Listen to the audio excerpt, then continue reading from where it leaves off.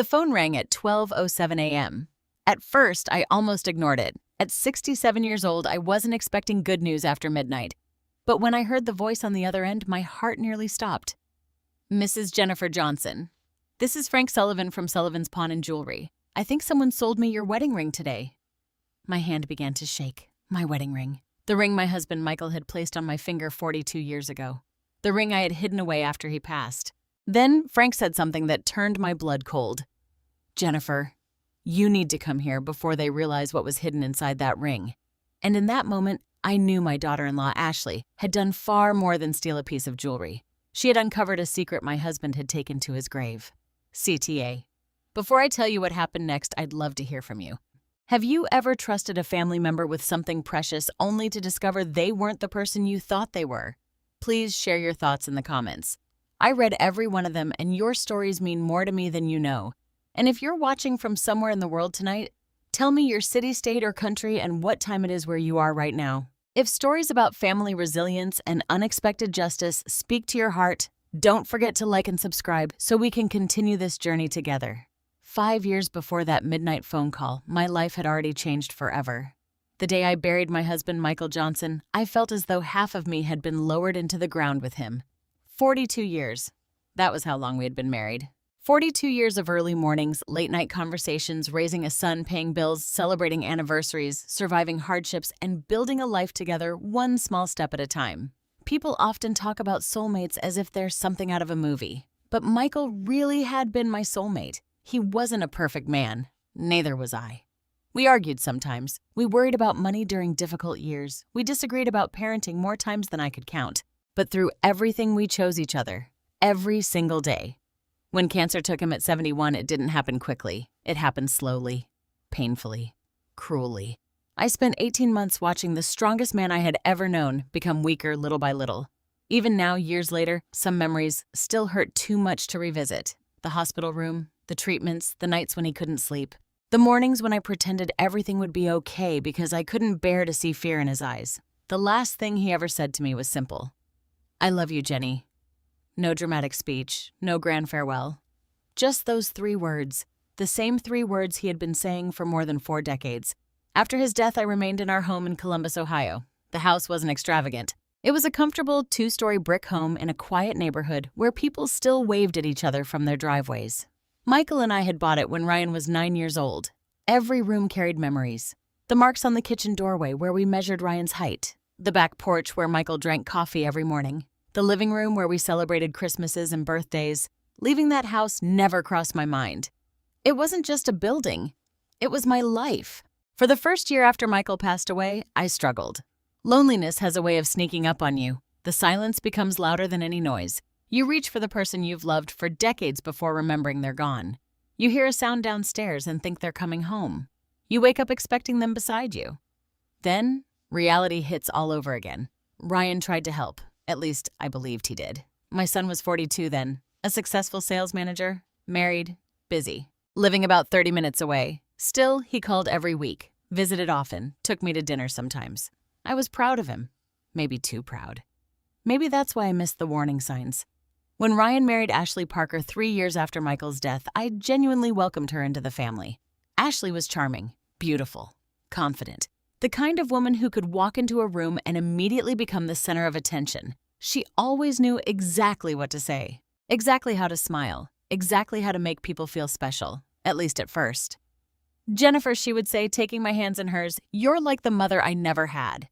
I remember how much those words meant to me. I had always wanted a daughter. Ryan was my only child. Having Ashley join the family felt like finally getting that daughter. I bought her birthday gifts, invited her over for holidays, shared family recipes, even gave her Michael's mother's apple pie recipe, something I'd never shared outside the family before. Ashley acted grateful. Ryan seemed happier than ever. Everything appeared perfect. Looking back now, I realize appearances can be dangerous. The first warning sign came disguised as concern. One afternoon, Ashley sat across from me at my kitchen table. Jennifer, she said gently, have you thought about making things easier legally as you get older? I laughed. I hope I'm not that old yet. She smiled. Of course not, but paperwork becomes complicated. Ryan worries about you. That conversation led to several others. Eventually, Ryan joined in, They talked about estate planning, emergency situations, medical decisions, property paperwork, all reasonable topics. At least they seemed reasonable. One evening, Ryan said something that sounded perfectly logical. "Mom, what if something happens and I need to help manage things quickly? Maybe it would be smart to put my name on certain documents." I remember hesitating, not because I distrusted him. Quite the opposite. I trusted him completely. He was my son, the little boy I had carried in my arms, the teenager Michael and I had sacrificed everything for, the young man we had helped through college. Why wouldn't I trust him? So I agreed. Some paperwork was updated. Ryan's name was added to certain property records. Nothing major, I thought. Just practical planning. At least that's what they told me. Months passed. Then something strange began happening. Small things disappeared. Not valuable things. Not at first. A framed photograph from a bookshelf. An old recipe card. A decorative keepsake from a vacation Michael and I took years ago. I assumed I had misplaced them. After all, everyone forgets things occasionally. But the disappearances continued. A bracelet, a silver serving spoon, a family photo album that suddenly appeared in a different room. Whenever I mentioned it, Ashley always had an explanation. "Oh, I moved that while cleaning." "Oh, I thought it would be safer here." "Oh, maybe you forgot." Forgot. That word started appearing more often. One day, Ashley laughed lightly during lunch. "Jennifer, you are so funny. You ask the same questions sometimes." I smiled politely, but something about it bothered me. A few weeks later, I overheard her saying something similar to Ryan. "Your mom seems more forgetful lately." The comment lingered in my mind, not because I believed it, because I knew it wasn't true. Yes, I occasionally misplaced my reading glasses. Yes, I forgot why I'd walked into a room sometimes. What 67-year-old didn't? But I paid my own bills. Drove myself everywhere, managed my finances, volunteered at church, read constantly. There was nothing wrong with my memory. Yet the comments continued. Subtle, careful, almost impossible to challenge. Then my church friends began visiting less often.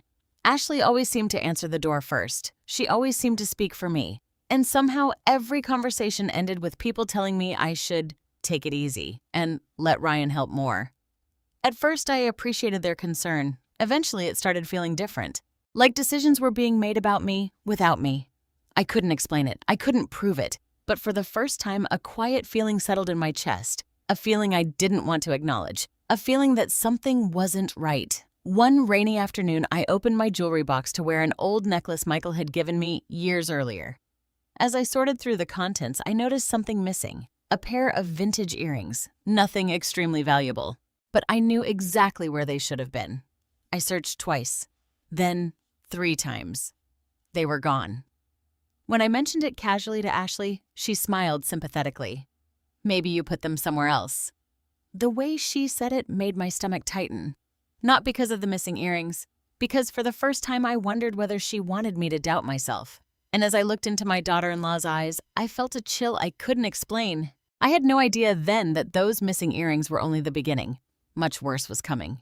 And before long, something far more precious than a pair of earrings would disappear from my home. At first, I told myself I was imagining things. That was the easiest explanation. After all, Ashley had never openly mistreated me. She never raised her voice, never insulted me, never did anything that would make Ryan believe she was trying to hurt me. In fact, she did the opposite. She was always polite, always smiling, always offering help. That was what made everything so confusing. Because the uncomfortable feeling growing inside me wasn't coming from anything obvious. It came from 100 tiny moments that when viewed separately seemed harmless. But together, they formed a picture I couldn't ignore. One Saturday morning, I walked downstairs and found Ashley reorganizing my kitchen. Again, cabinets were open, drawers were emptied. Boxes sat across the countertops. I stared in surprise. "Ashley, what are you doing?" She smiled brightly. "Helping." I looked around. My kitchen was already organized. "I know," she said, "but this way it'll be easier for you." Easier for me. That phrase was becoming familiar. Everything was supposedly being done for my benefit. The problem was, nobody had asked what I wanted. Over the next several months, Ashley's involvement in my life increased dramatically. She started showing up without calling. She had her own key to the house now. Ryan had encouraged it. "Just in case of emergencies, Mom." At the time, I thought nothing of it. Families shared keys. That wasn't unusual. But eventually, I realized Ashley was letting herself in even when there was no emergency at all. Sometimes I'd return from grocery shopping and find her inside. Other times, I'd wake up and discover she had already been in the house that morning. Moving things, cleaning, reorganizing. Always with a cheerful explanation, always making me feel guilty if I questioned it. One afternoon, I found her sorting through a cabinet in my bedroom, a cabinet that contained old family keepsakes, letters, photographs, personal items, memories. I stopped in the doorway. "What are you looking for?" Ashley looked startled for only a second, then her smile returned. "I was dusting." I glanced at the stack of photo albums beside her. "Those were inside the cabinet." "Oh," she laughed lightly. "I must have knocked them over." Something felt wrong, but again, I couldn't prove anything. The situation became even more uncomfortable when Ashley started involving herself in my finances. Not directly, at least not at first. She would casually ask questions. How much was my electric bill? Had I renewed my homeowner's insurance? Did I still manage my own investments? How much was property tax this year? The questions sounded innocent, concerned, helpful, yet they became increasingly specific. One evening during dinner at Ryan and Ashley's house, I noticed something unusual. Ashley did most of the talking. Ryan mostly listened. Whenever I answered a question, Ashley seemed eager to answer for me. "Jennifer doesn't really like driving at night anymore." Actually, I did. "Jennifer gets confused by online banking." No, I didn't. "Jennifer has trouble remembering passwords." Again, not true. The comments were subtle enough that nobody challenged them. Not even Ryan. Especially not Ryan. In fact, he often nodded in agreement, as if Ashley's version of me was becoming more real than the actual person sitting at the table.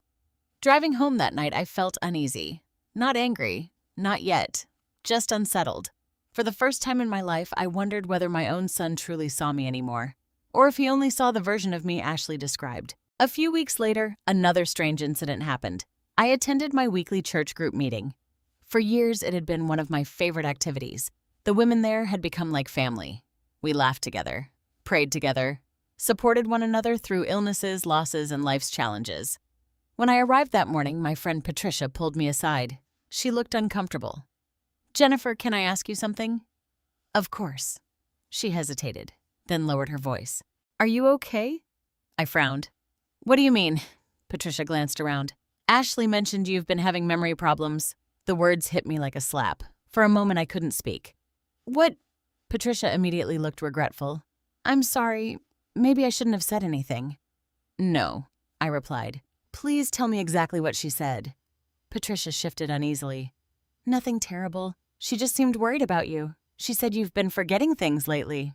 I felt my chest tighten. Ashley wasn't merely suggesting I was forgetful around family anymore. She was telling other people in my community, people who had known me for years. Driving home, I replayed the conversation over and over. By the time I pulled into my driveway, a painful realization had begun forming. Ashley wasn't accidentally creating this image. She was building it. Carefully, patiently, piece by piece. The idea frightened me, because I couldn't understand why. What could she possibly gain? That question haunted me. Then more items disappeared. An antique silver spoon that had belonged to Michael's grandmother. A small gold brooch from my mother. Several pieces of costume jewelry. Nothing expensive enough to trigger immediate panic, but enough to notice. Enough to hurt. Each item carried memories. Each item mattered. When I asked Ashley about them, her response never changed. "You probably misplaced them." Every time. The same answer. The same sympathetic smile. The same look of concern. As though she pitied me. As though she wanted everyone else to pity me too. Then came the afternoon that changed everything. Ryan and Ashley had come over for lunch. We were sitting on the patio. The weather was beautiful. For a brief moment, everything felt normal. Then Ryan casually mentioned something. Ashley and I were talking.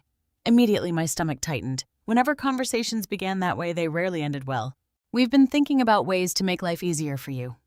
There was that phrase again. Make life easier. I forced a smile. "What does that mean?" Ashley reached across the table. "We love you." The answer felt rehearsed. Ryan continued. "If you ever needed more support, there are some really nice senior communities nearby." I stared at him. Senior communities? Assisted living? The words echoed in my head. I was 67, not 97. I still drove, cooked, gardened, volunteered, managed my own affairs. Why were they talking as though I couldn't care for myself? The conversation moved on. But I couldn't shake the feeling. Something was happening beneath the surface. Something neither of them wanted me to see. That night, I walked through the house alone. I paused in front of family photographs lining the hallway. Pictures from birthdays, graduations, Christmas mornings, vacations, decades of memories. I stopped at a photo of Ryan at age 8. Missing front teeth, holding a baseball glove, smiling proudly at the camera. My heart ached. I loved my son. Nothing could change that. But for the first time in my life, I felt afraid of where his choices were leading him. As I stood there staring at that photograph, I noticed something odd. A framed picture near the end of the hallway was missing. Not moved. Missing. Gone entirely. I searched the nearby rooms. Nothing.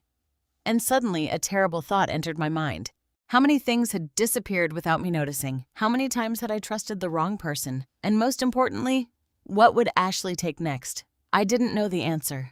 But somewhere upstairs, hidden safely inside a wooden jewelry box, rested the one thing I believed nobody would ever touch. My wedding ring. I still thought it was safe. I was wrong. The following Tuesday began like any other. I woke up at 6:30, made coffee, watered the flowers on the back porch, read a few chapters of a novel while listening to the morning news. Nothing felt unusual. Nothing warned me that by the end of the day, one of the most precious possessions I owned would be gone. Around noon, I decided to organize a few things in my bedroom. The weather outside was cloudy and I didn't feel like going anywhere. So I pulled out several storage boxes from the closet and started sorting through old photographs and keepsakes. I've always found comfort in memories, especially memories of Michael. Some people avoid reminders after losing someone they love. I'm the opposite. Looking at old pictures made me feel close to him, like he was still part of my everyday life. A few hours later, I opened the top drawer of my dresser. Inside sat a small wooden jewelry box. The same jewelry box Michael had given me on our 25th wedding anniversary. I smiled automatically when I saw it. Then I froze. Something felt wrong. At first, I couldn't identify what it was. The box looked normal. The drawer looked normal. Everything appeared exactly as it always had. Yet my stomach suddenly tightened. Slowly, I picked up the box, opened the lid, and felt the blood drain from my face. The ring was gone. My wedding ring. Gone. For several seconds, I simply stared. My mind refused to process what I was seeing. I checked the box again, then a third time. As though somehow the ring would magically reappear. It didn't. The velvet compartment where it belonged sat empty, completely empty. A wave of panic rushed through me. No! The word escaped my mouth before I even realized I had spoken. I immediately began searching. The dresser, the nightstand, the bathroom, the closet, the laundry room. Every drawer, every shelf, every possible place. Within 30 minutes, my bedroom looked like a tornado had passed through it. Nothing. The ring wasn't there. My hands shook as I sat on the edge of the bed. I could barely breathe. That ring wasn't valuable because of money. In fact, it wasn't particularly expensive. Michael and I had been young when we married. Neither of us had much. The diamond was small, the gold band was simple, but it represented 42 years of love, 42 years of commitment, 42 years of memories. Losing it felt like losing a piece of Michael all over again. I called Ryan immediately. He answered on the third ring. "Hey, Mom. My wedding ring is gone." There was a pause. "What do you mean, it's missing?" I tried to keep my voice steady. "It was in my jewelry box. I checked this morning and now it's gone." Another pause, then a sigh. "Mom, are you sure?" The question stung. "Of course I'm sure. I just mean maybe you moved it." "No." "Maybe it slipped somewhere." "No." "I know where I kept it, Ryan." A few moments later, he agreed to come over. Ashley came with him. The second they walked through the front door, I felt myself hoping they would help, that they would take this seriously, that we would search together and find the ring.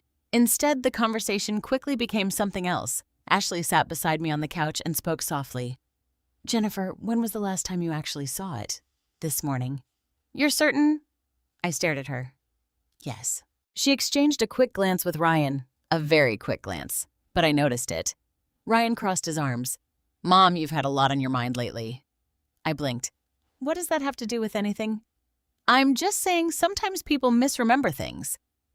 The room suddenly felt colder. "Are you suggesting I imagined my wedding ring?" "No." Ryan sighed. "I'm saying maybe you accidentally put it somewhere else." "I didn't." Ashley gently touched my arm. The gesture looked caring, but somehow it felt patronizing. "Jennifer, nobody is saying you're wrong." It certainly felt like they were. For the next hour, they searched the house, or at least they pretended to. Every few minutes, Ashley repeated some version of the same statement. "It'll turn up." "I'm sure it's somewhere." Things don't just disappear. Except things had been disappearing. For months, I wanted to say that. I almost did. But something stopped me. Maybe it was the way Ashley kept watching me. Maybe it was the way Ryan automatically agreed with everything she said. Or maybe it was the growing suspicion I couldn't yet put into words. Late that afternoon, Ashley stood near the bedroom dresser. "I found something." My heart jumped. "What?" But it wasn't the ring. It was an old receipt. A receipt I hadn't seen in years. Ashley held it up. "See, things get mixed up." I stared at her. What did an old receipt have to do with my missing wedding ring? Nothing. Yet somehow she used it as evidence that I was mistaken. By dinner time, Ryan was visibly frustrated. "Mom, I think we should stop for today." I looked at him in disbelief. "Stop? We've searched everywhere." "Not everywhere. Pretty much everywhere." The words hurt more than I expected, because I realized something. Neither of them believed me. Or perhaps they didn't want to. That evening after they left, I sat alone in the living room. The house felt different. Empty. Unfamiliar. I stared at the framed photograph of Michael above the fireplace. His smile seemed frozen in time. Steady. Trustworthy. Safe. Tears filled my eyes. "I lost it," I whispered. The words felt unbearable.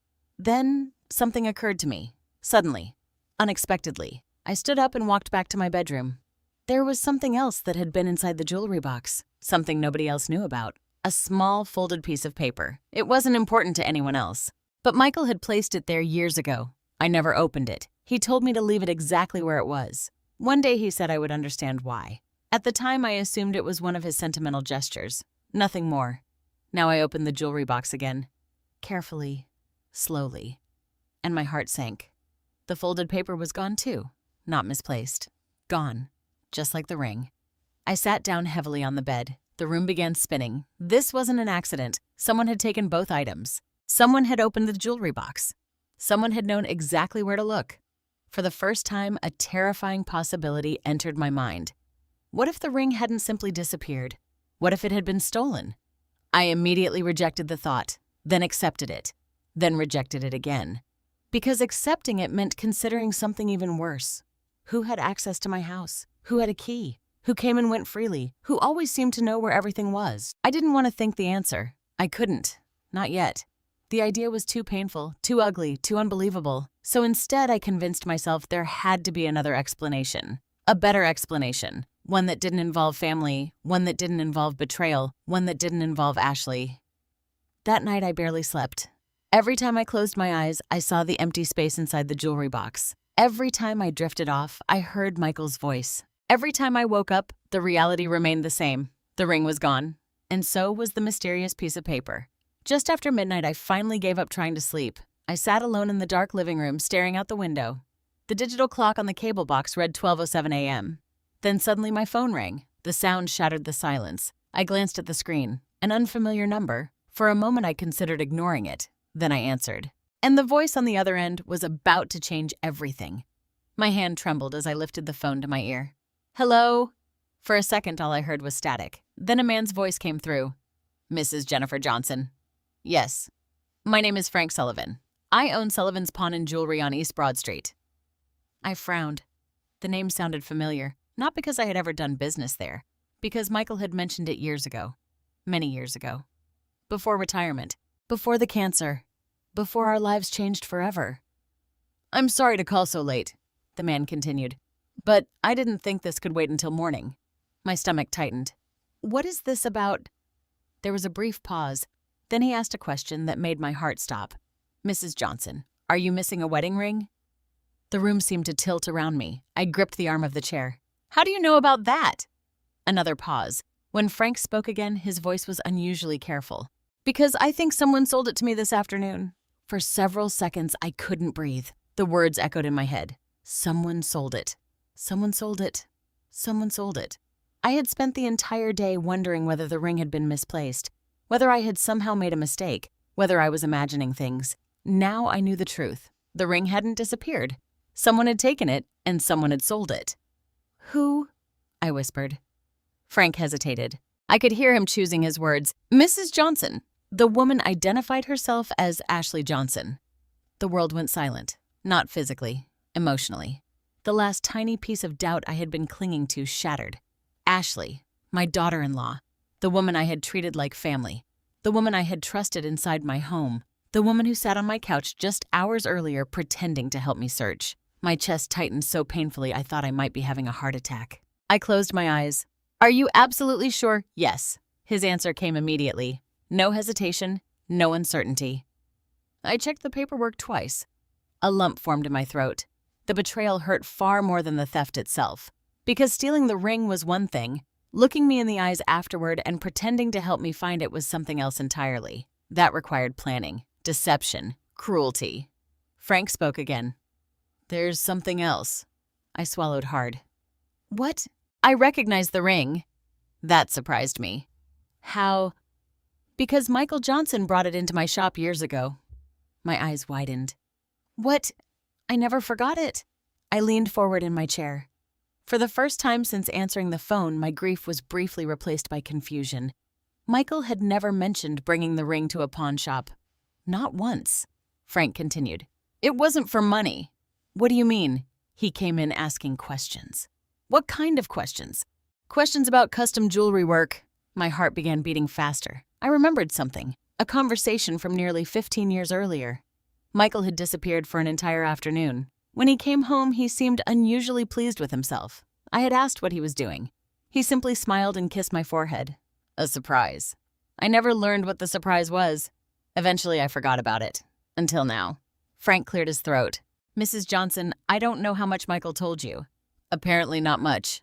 A small laugh escaped him. "That sounds like Michael." I felt tears building behind my eyes. Only someone who truly knew my husband would say that. Michael had always loved surprises, always loved secrets, especially when he believed those secrets would protect the people he loved. "What exactly did he do?" I asked. Frank hesitated. "That's the strange part." My stomach tightened again. "What strange part?" "The ring wasn't exactly normal." For several seconds, neither of us spoke. Then Frank lowered his voice. "Someone attempted to open a hidden compartment inside the band." I stared into the darkness. A hidden compartment. That couldn't be right. I had worn that ring for decades. I knew every scratch, every detail, every mark. There was no hidden compartment. Was there? "You must have the wrong ring." "I don't." His tone was firm. "I know exactly what I saw." A chill ran down my spine. Suddenly, I remembered Michael insisting that I never resize the ring, never modify it, never let any jeweler alter it. At the time, I thought he was being sentimental. Now, I wasn't so sure. Frank continued. "Mrs. Johnson, whoever brought the ring in, didn't know what they had." My mouth went dry. "What do you mean?" "I mean they thought it was just jewelry." The silence stretched between us. Then he added the sentence that would replay in my head for weeks afterward. "But your husband clearly didn't." I stood and began pacing. Every memory I had of Michael suddenly felt different. Every strange comment, every unexplained trip, every secret smile. Was it possible he had hidden something inside that ring all these years? And if he had, why Frank? Yes. What exactly did Ashley say when she sold it? His answer came quickly. She claimed it was inherited property. The betrayal hit me like a physical blow. Inherited property. Not only had she stolen it, she had lied without hesitation, invented a story, signed documents, collected money, then returned to my home and watched me search for it. I stopped pacing. A new feeling was beginning to emerge beneath the hurt. Anger. Not loud anger, not explosive anger. The kind of anger that arrives quietly, coldly, the kind that settles deep in your bones. For months I had doubted myself, questioned my memory, wondered whether I was becoming confused. Ashley had encouraged every one of those doubts, and all along she knew exactly where the ring was. "Jennifer," Frank's voice pulled me back. "I'm here." "I haven't put the ring out for sale." I blinked. "You haven't?" "No." Relief flooded through me.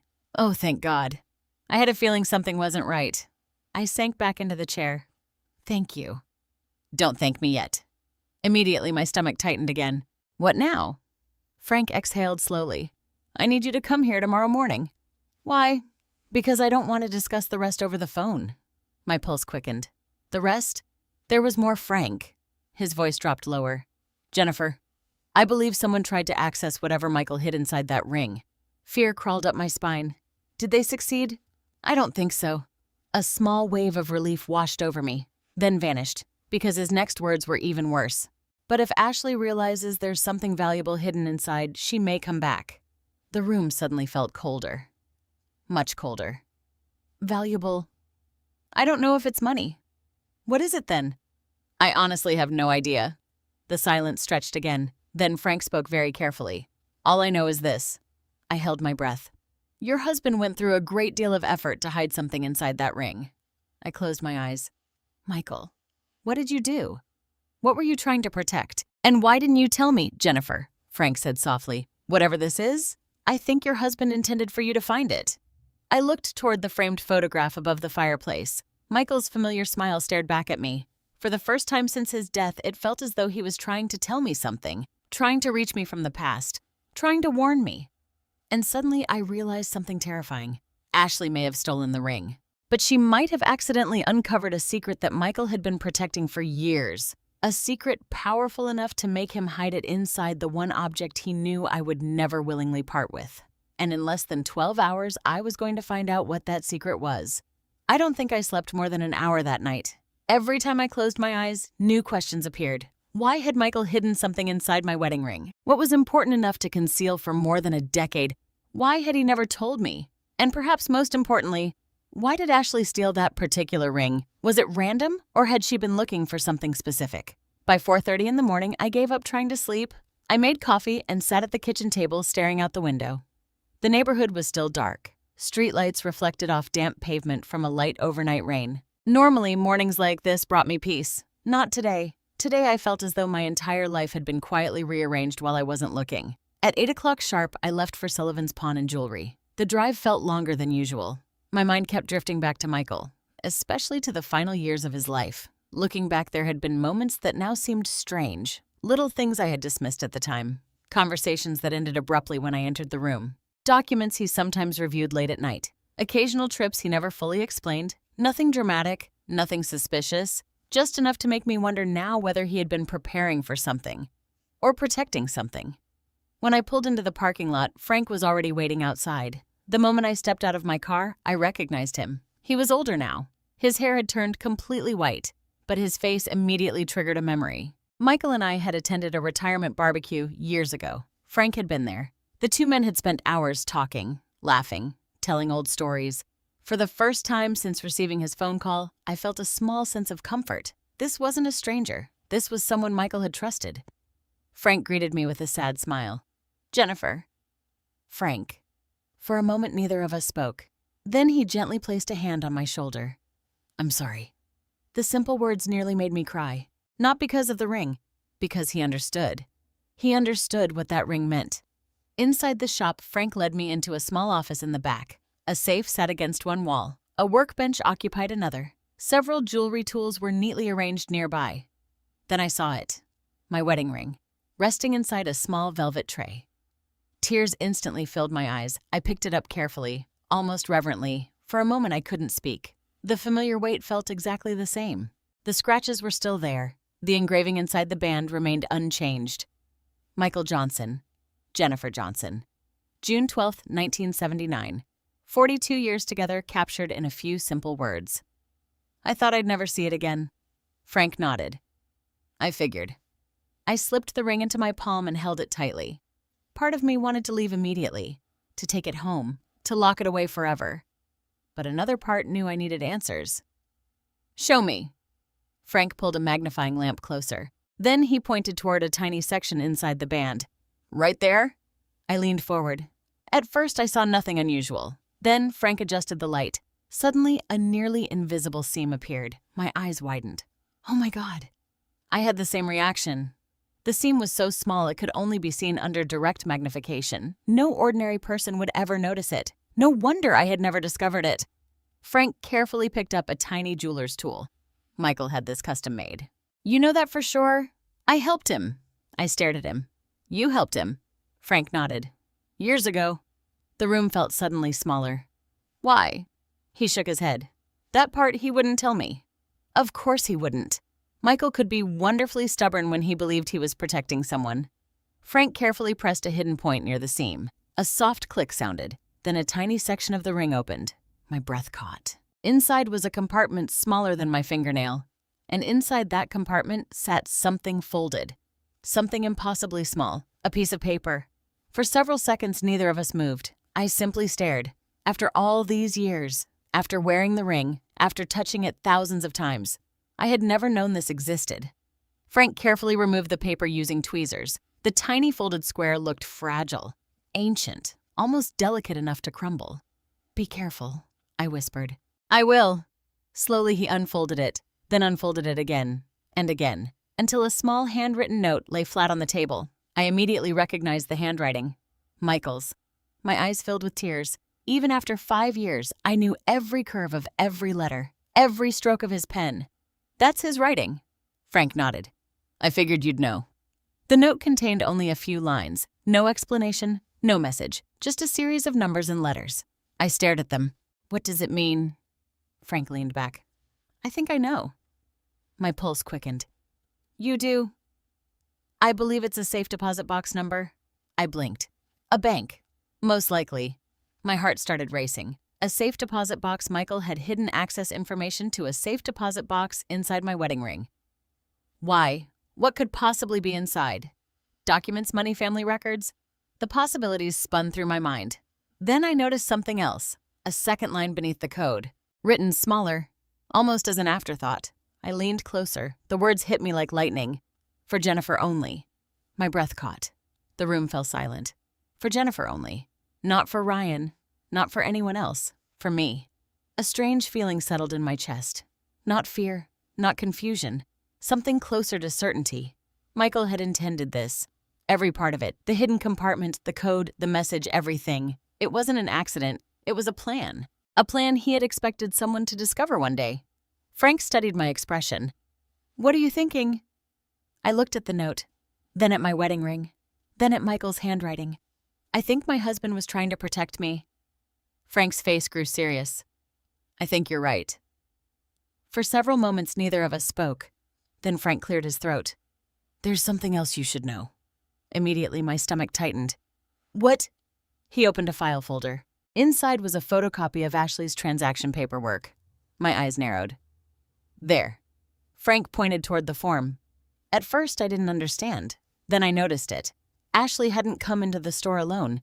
A witness signature appeared beneath hers. I stared at the name. Read it once, twice, 3 times. The blood drained from my face. "No." Frank nodded slowly. "I'm afraid so." The signature belonged to Ryan Johnson, my son. My own son had been there. He had stood beside Ashley while she sold Michael's wedding ring. He had watched it happen. He had signed the paperwork. And then he had come to my house afterward, pretended to search, pretended to comfort me, pretended to believe the ring was merely misplaced. The betrayal hit harder than anything before. Harder than the theft, harder than the lies, harder than the missing valuables. Because until that moment, a part of me had still believed Ryan was innocent. Misled, perhaps. Manipulated, perhaps. But innocent. Now that illusion shattered completely. I sank back into the chair, unable to speak, unable to think, unable to process what I was seeing. Frank quietly closed the folder. "I'm sorry, Jennifer." I stared at the note in front of me. For Jennifer only. For the first time, I understood. Michael hadn't hidden this from strangers. He hadn't hidden it from thieves. He had hidden it from the people who might someday stand closest to me. And somehow, years before any of this happened, he had known there would come a day when I needed protection. What I didn't know yet was just how right he had been. Because the safe deposit box was about to reveal something far bigger than money. Something that would completely change what I believed about my son, my daughter-in-law, and the future they had secretly planned for me. For several minutes after discovering Ryan's signature, I couldn't speak. I simply sat there, staring at the photocopy. The signature wasn't forged. It wasn't similar. It wasn't questionable. It was unmistakably Ryan's handwriting. I had watched him sign birthday cards, school forms, college applications, checks, Christmas gifts for more than 40 years. A mother knows her child's handwriting. And that signature belonged to my son. The realization hurt more deeply than I can adequately describe, because theft can sometimes be explained. Desperation, bad judgment, poor decisions. But deception is different. Deception requires intention. Ryan had stood in that pawn shop, watched Ashley sell my wedding ring, then come to my home later and pretended to help me search for it. That wasn't a mistake. That was a choice. A painful, deliberate choice. Frank gave me time. He didn't rush me. Didn't offer meaningless comfort. He simply sat quietly across the desk while I tried to process everything. Finally, I took a slow breath. "What bank?" Frank slid the tiny note toward me. "The code belongs to First National Trust." I immediately recognized the name. The bank had been in Columbus for decades. Michael and I had once held an account there years ago, before switching institutions. I looked at the handwritten code again. "Do you think the box still exists?" Frank nodded. "If Michael kept paying the fees, yes." I carefully folded the note, then placed it inside my purse. "Then I'm going there. Today. Right now." Frank smiled slightly. "That sounds like Jennifer Johnson." For the first time all morning, I felt the smallest spark of determination. Maybe Michael had left answers. Maybe he had left protection. Maybe he had left something that would finally explain why he had gone through so much effort. Whatever waited inside that safe deposit box, I needed to see it. An hour later, I walked through the marble entrance of First National Trust. The building looked exactly as I remembered. Elegant, quiet, professional. The same brass fixtures, the same polished floors, the same sense of old-fashioned stability. A receptionist greeted me politely. I explained the situation and showed her the code. A few minutes later, a woman in her early 60s appeared from a hallway. The moment she saw my name, her expression changed. "Mrs. Johnson." "Yes." "I'm Susan Reynolds." The name sounded familiar. Then I remembered. Susan had worked at the bank for years. Michael had trusted her. The realization struck me when she unexpectedly reached for my hands. "Oh my goodness." Her eyes softened. "Jennifer. You remember me?" "Of course I do." She smiled sadly. "And I remember Michael." The mention of his name immediately tightened my throat. Susan glanced toward a private office. "Please come with me."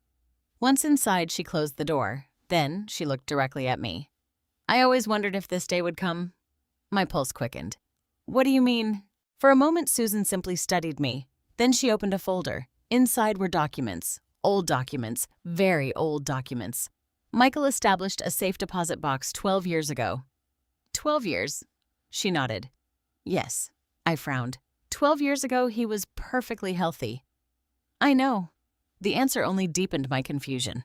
If this had happened shortly before his death, it might have made sense. But 12 years, that meant Michael created this arrangement long before cancer. Long before retirement, long before any reason I could imagine.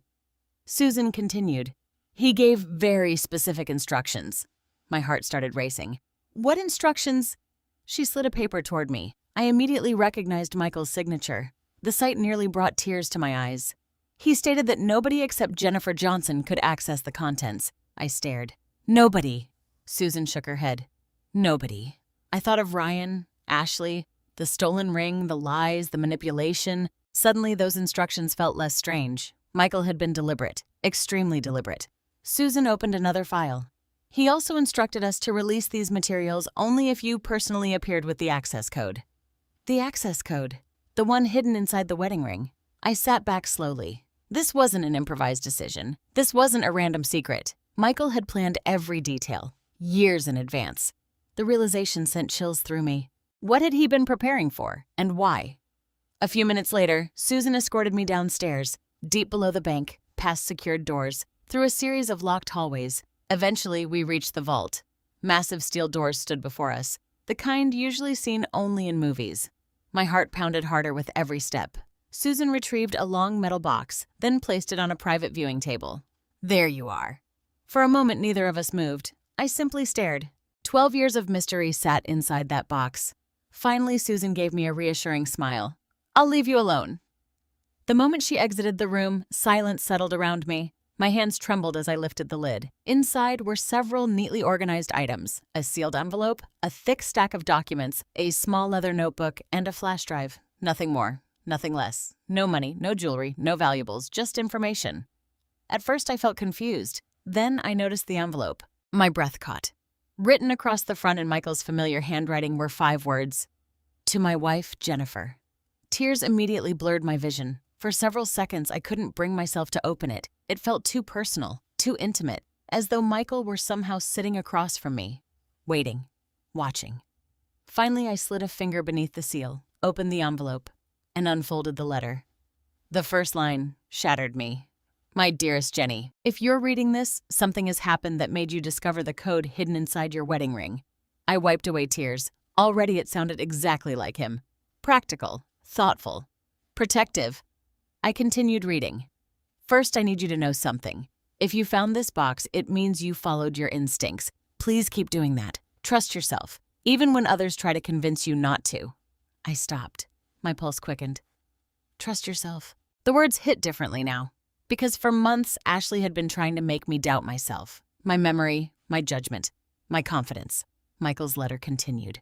There may come a day when someone tries to make you believe you're incapable of managing your own life. If that day ever comes, I need you to remember who you are. You are stronger than you realize. You are smarter than you believe. And you should never surrender control of your future simply because someone else claims to know what's best for you. I lowered the letter. My hands were shaking. How could he have known? How could words written years earlier feel so specific, so relevant, so accurate? I took a deep breath and continued. Then I reached the section that changed everything. Jennifer, there are documents in this box that you may someday need. I pray you never do. But if circumstances require it, they will protect you. Protect me. Confusion washed over me. I immediately reached for the stack of documents. The first page appeared to be trust paperwork. The second page contained property records. The third page listed legal instructions. The deeper I read, the more stunned I became, because the documents revealed something I never knew existed. Years earlier, Michael had established a trust designed specifically to protect me. And buried inside the legal language was one astonishing fact, a fact that made my heart nearly stop. The house. Our house. The home Ryan and Ashley believed they were gradually gaining control over. The home they thought could someday be sold. The home where I had spent most of my adult life. Legally, it could never be sold without my direct authorization. Ever. Not by Ryan. Not by anyone. Michael had protected it. Protected me. Protected everything. And suddenly, a horrifying thought entered my mind. If Ryan and Ashley didn't know about these documents, then what exactly had they been planning? Because if Michael had gone through all this effort to protect me, perhaps he had seen something in people long before I ever did. And as I reached for the next file inside the box, I realized the answers were only beginning. I sat alone in the bank's private viewing room, staring at the documents spread across the table. For a long time, I couldn't move, couldn't think, couldn't even fully process what I was reading. The trust was real. Not only real, but incredibly detailed. Michael had worked with attorneys, financial planners, and the bank years before his death. Every page carried signatures, dates, legal certifications. Everything had been prepared carefully, meticulously, deliberately. My husband hadn't hidden these papers out of fear. He had hidden them out of foresight. The more I read, the more disturbed I became, because Michael hadn't simply protected assets. He had anticipated specific situations that sounded frighteningly similar to what was happening now. One clause immediately caught my attention. In the event that Jennifer Johnson is pressured, manipulated, or declared incapable without legitimate medical evidence, the trust shall automatically activate protective provisions. I read the sentence 3 times, then a fourth. My pulse began to race. Manipulated, declared incapable. The exact language seemed impossible to ignore. Over the past year, Ashley had repeatedly suggested I was forgetful, confused, unable to manage things myself. At first, I thought it was coincidence. Now, I wasn't so sure. I opened the leather notebook next. The notebook contained Michael's personal observations, not daily diary entries, not emotional reflections, just brief notes, dates, thoughts, concerns. Most entries were harmless, reminders about investments, property maintenance, insurance renewals. Then I found an entry from nearly 8 years earlier. The date immediately caught my attention. It was shortly after Ryan and Ashley began dating. Michael had written, Ashley is intelligent and ambitious. Watch carefully. Ryan trusts too easily. I frowned. The comment felt unusually blunt for Michael. He was rarely judgmental, rarely suspicious. Yet there it was, written in his own hand. A few pages later, another note appeared. Ryan continues allowing Ashley to make financial decisions for him. This concerns me. My stomach tightened. The entries became more frequent, more detailed. Over the following years, Michael documented various conversations. Nothing criminal, nothing dramatic, just observations, patterns, concerns, warnings. One note in particular sent chills through me. Ashley seems very interested in ownership, inheritance, and property arrangements, much more interested than expected. I closed the notebook. Suddenly, memories started resurfacing. Conversations I had forgotten, questions Ashley frequently asked, comments she made, topics she repeatedly returned to. Property values, home ownership, retirement assets, estate planning. At the time, it all seemed normal. Now it looked different, much different. A knock interrupted my thoughts. Susan Reynolds stepped into the room. How are you doing? I managed a weak smile. I don't know. She nodded sympathetically. That's understandable. I hesitated, then asked the question that had been growing in my mind. Susan, did Michael ever explain why he created all this? She sat down across from me. For a moment, she seemed uncertain. Then she answered honestly, Not completely. What did he tell you? Susan folded her hands. He said one thing. I leaned forward. What? Her expression softened. He said if anything ever happened to him, he wanted to make sure nobody could take away your independence. The words hit me harder than I expected, because independence was exactly what Ashley had been slowly chipping away. Not all at once, gradually, patiently, convincing others I needed help, suggesting I couldn't manage things alone, positioning herself as the responsible caretaker. The pieces were beginning to fit together, and I didn't like the picture they formed. After another hour reviewing documents, I finally left the bank. The drive home felt surreal. Everything around me looked normal. The traffic, the stores, the neighborhoods. Yet my entire understanding of my family had shifted. By the time I pulled into my driveway, I felt emotionally exhausted. But the biggest shock of the day was still waiting for me. As I approached the front door, I noticed something unusual. A business card was tucked into the screen door. I pulled it free. A real estate agent. My stomach dropped. I stared at the card, then turned it over. Written on the back was a handwritten note. Sorry I missed you. Ashley said you were unavailable. Please call regarding the property evaluation. Property evaluation. For several seconds, I simply stood frozen.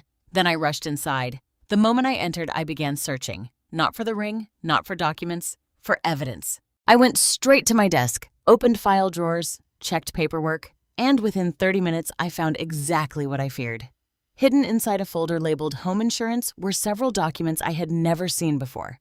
Real estate paperwork, property valuation reports, market analysis estimates, comparative sales records. Some were nearly 6 months old. Others were more recent. Every page pointed toward the same conclusion.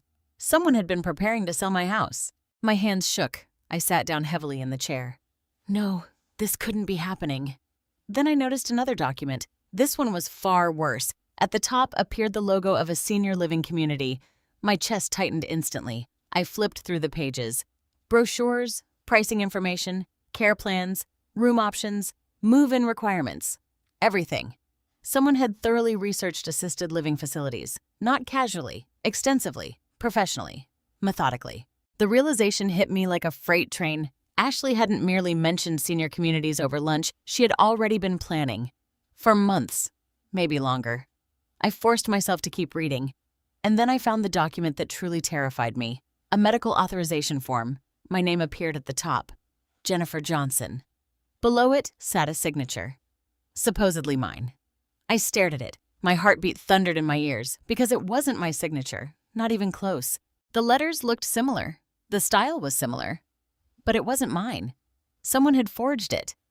I immediately pulled out several older documents, tax records, insurance papers, bank forms. I compared the signatures. The difference became obvious. Painfully obvious. Someone had tried to copy my handwriting.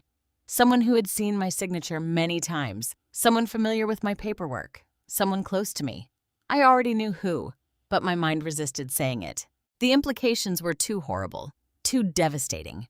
I sat there staring at the forged signature while tears filled my eyes. The theft of the wedding ring suddenly seemed small compared to this. This wasn't greed anymore. This was planning. Long-term planning. Systematic planning. A strategy. A roadmap. And at the end of that roadmap, I could finally see the destination. Move Jennifer out. Sell the house. Control the assets. Remove the obstacle being me. For the first time since Michael died, I felt genuinely afraid. Not physically afraid, emotionally afraid. Because the people involved weren't strangers. They weren't criminals breaking into my home. They were family. My own son. My daughter-in-law. The people I trusted most. The people who sat at my dinner table. The people who hugged me on holidays. The people who claimed they loved me. A tear slid down my cheek. Then another. Then another. But something unexpected happened. Instead of collapsing under the weight of the betrayal, a different feeling began emerging. Determination. Slow. Steady. Powerful. Michael had prepared for this. The trust proved it, the notebook proved it, the documents proved it, and if Michael had spent years protecting me, then I wasn't going to waste the protection he left behind. I carefully gathered every document, the forged forms, the property evaluations, the assisted living paperwork, everything. Then I placed them into a folder. For the first time in months, my mind felt clear. Very clear. Ashley and Ryan believed I knew nothing. They believed I was confused, forgetful, vulnerable. They believed their plan was working, and that was about to become their biggest mistake. Because from this moment forward, I would stop reacting. I would stop questioning myself. I would stop showing my cards. Instead, I would quietly collect evidence. And when the time came, I would let the truth speak for itself. What I didn't know yet was just how much evidence I was about to uncover, or how shocked I would be when I discovered how far Ashley was willing to go to get what she wanted. That evening, I did something that surprised even me. I acted normal. When Ryan called, I answered cheerfully.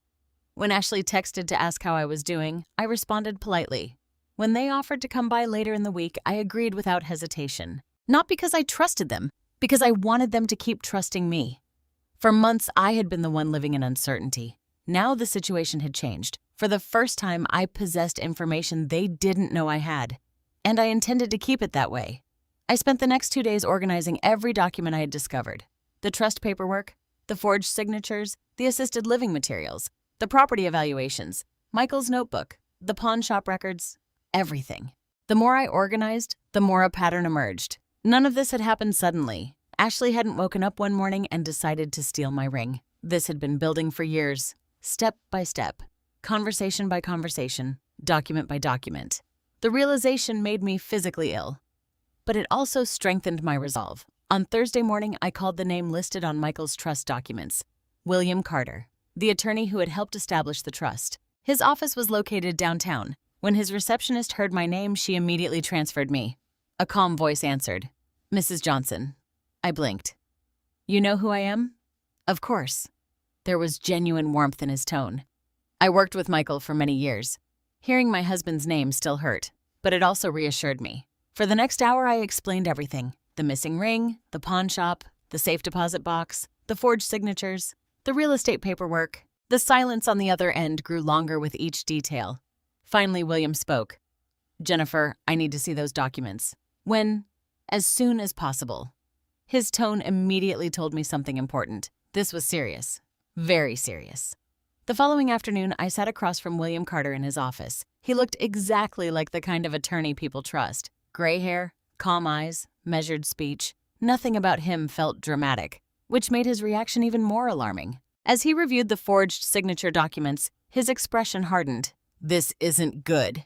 My stomach tightened. "How bad is it?" He removed his glasses.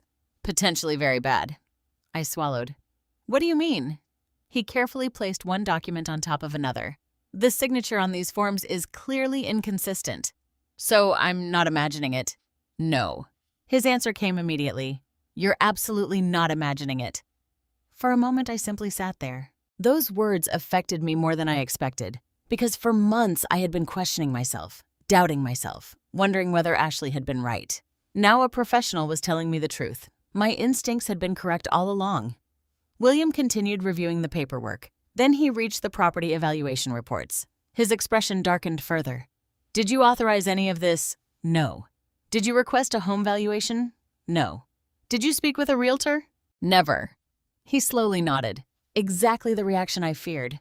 Then he opened Michael's trust documents. For nearly 20 minutes, he read silently, page after page, clause after clause.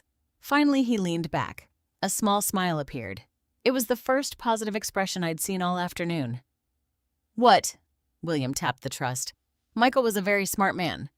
A small laugh escaped me despite everything. "Yes, he was." "He protected you extraordinarily well." Relief flooded through me. Meaning nobody can sell that house." I exhaled, deeply, for what felt like the first time in weeks. "Nobody. Nobody." William's voice was firm. "Not Ryan. Not Ashley. Not anyone." The weight on my chest lightened slightly. At least one thing was safe. Then William looked directly at me. "But I think there's more." Immediately my pulse quickened.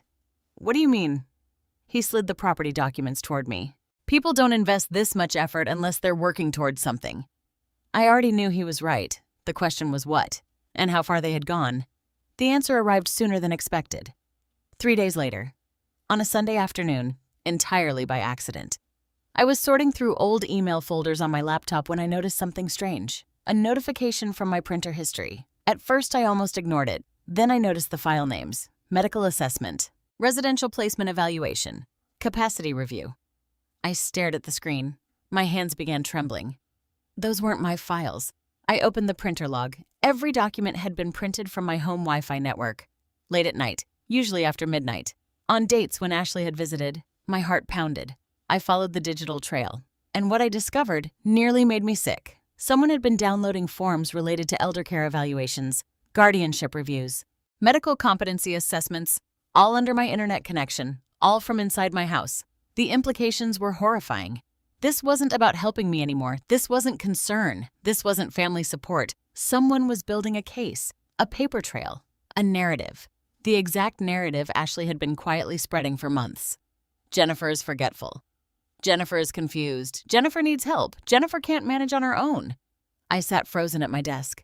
Suddenly, every conversation made sense. Every comment, every subtle suggestion, every carefully planted doubt. Ashley wasn't simply talking. She was documenting, preparing, constructing an image.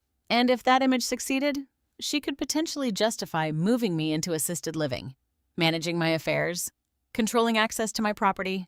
A cold wave of anger swept through me. Not explosive anger, the kind that settles quietly into certainty. For months, Ashley had been treating me like a woman losing her mind. Meanwhile, she had been the one secretly manipulating everything. I immediately called William. Within an hour, he arrived at my house. After reviewing the printer records, he looked genuinely shocked. "Jennifer," his voice was unusually serious. "What?" He turned the screen toward me. "You need to start preserving everything." "What does that mean?" "Every document, every email, every text message, every piece of evidence." My stomach tightened. "Is it really that serious?" He didn't answer immediately. That alone told me enough. Finally, he nodded. "Yes." Silence filled the room. Then he added something unexpected. "However," I looked up. "However what?" A small smile appeared. "For the first time since this started, you're in a stronger position than they are." The statement caught me off guard. "How?" William pointed toward the growing stack of evidence. "Because now you know."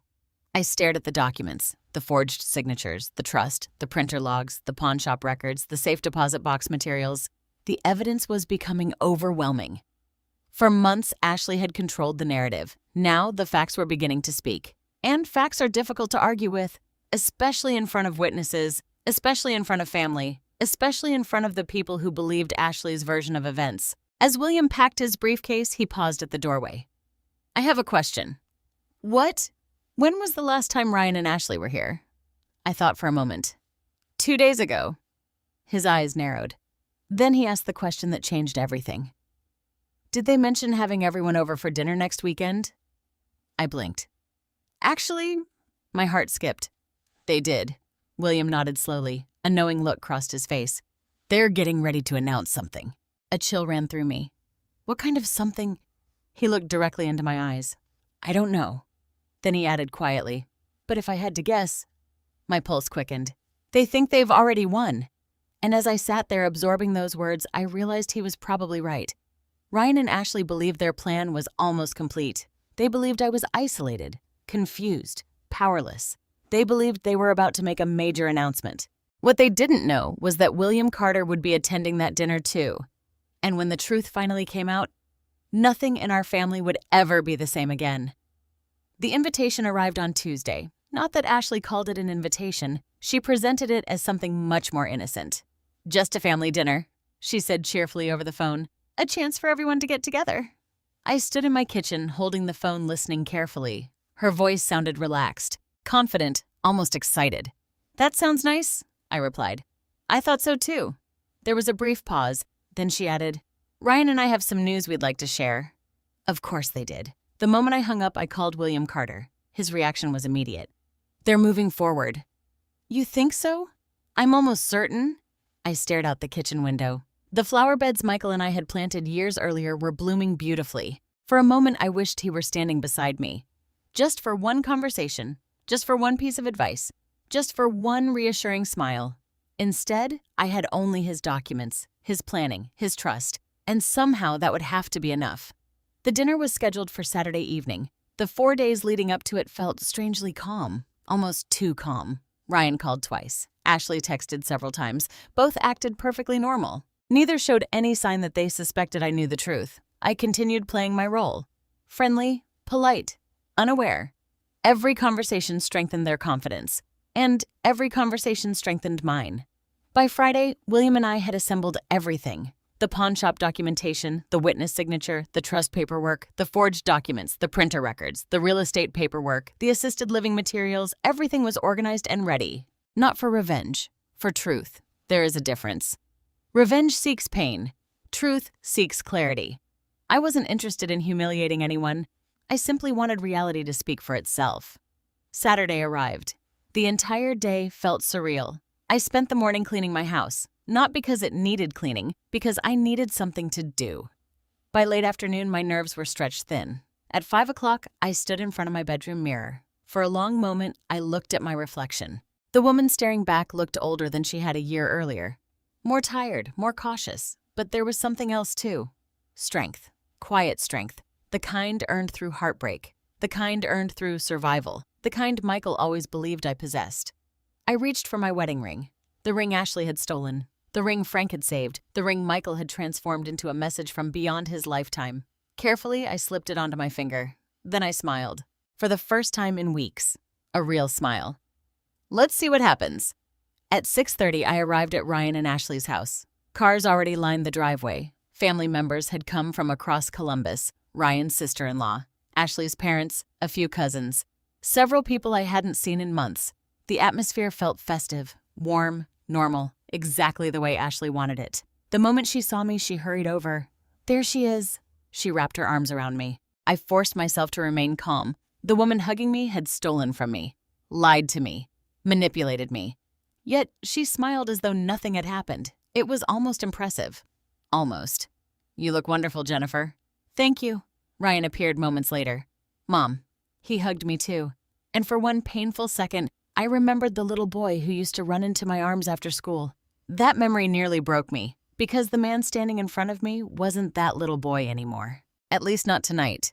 Dinner began around 7. The table was beautiful. Ashley had spared no expense. Candles, flowers, fine dishes, everything carefully arranged, everything carefully planned. As the evening progressed, I noticed something interesting.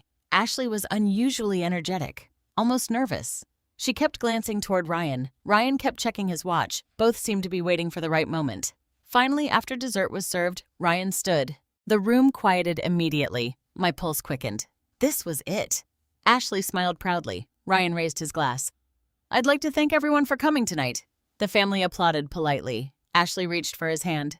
We've been discussing some important family decisions.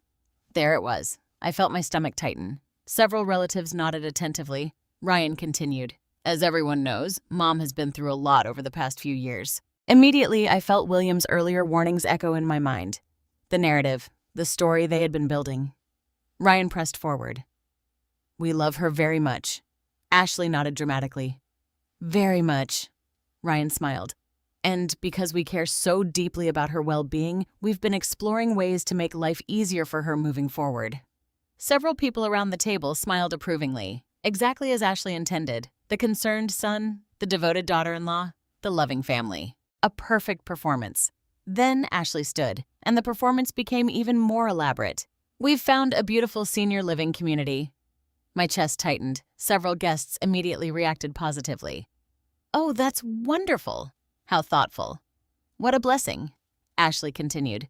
The staff is amazing. The facility is beautiful. The care is exceptional. She spoke as though the decision had already been made, as though I weren't sitting 3 feet away, as though my life belonged to everyone except me. Then came the sentence that nearly made the room spin. Jennifer has been struggling more than she'd like to admit. Several relatives looked toward me sympathetically. I remained silent. Ashley continued. We've all noticed the memory issues. The memory issues. There it was. Months of preparation condensed into 4 words. Months of whispers, months of suggestions, months of manipulation, now being presented as fact. Around the table, people exchanged concerned looks, not because they were cruel, because they believed her. And why wouldn't they? She had been planting the seeds for a long time. Ryan stepped beside her. We believe this is the best solution. The best solution. Moving me out of my home. removing me from my life, taking control, wrapping it all in the language of love. For a moment, nobody spoke. Then Ashley delivered the final piece. The piece that revealed just how confident she had become.